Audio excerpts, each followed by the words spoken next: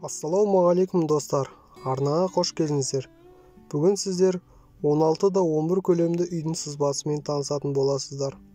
Видеоны бастамас бұрын арнаға тіркеліп, лайк басып, комментария жаза отырыңыздар. Ал ендеше бастайық.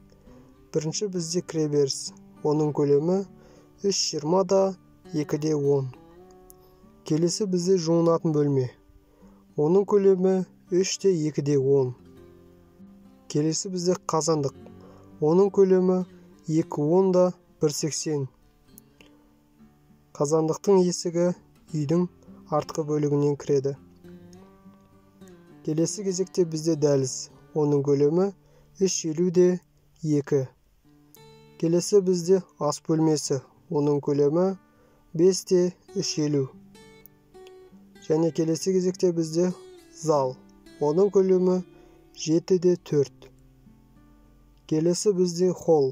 Оның көлемі 7,90 да 3,40. Келесі кезекте бізде бірінші жатын бөлме.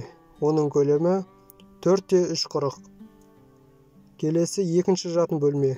Оның көлемі 4 де 3,20.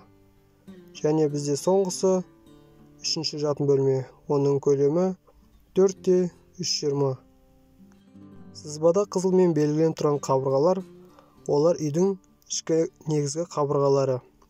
Достар, қазақ тілді арнаның дамуына үлес қосып, арнаға тіркеліп, лайк басып, комментария жазып, және видеоны достарыңызбен бөлісе отырыңыздар.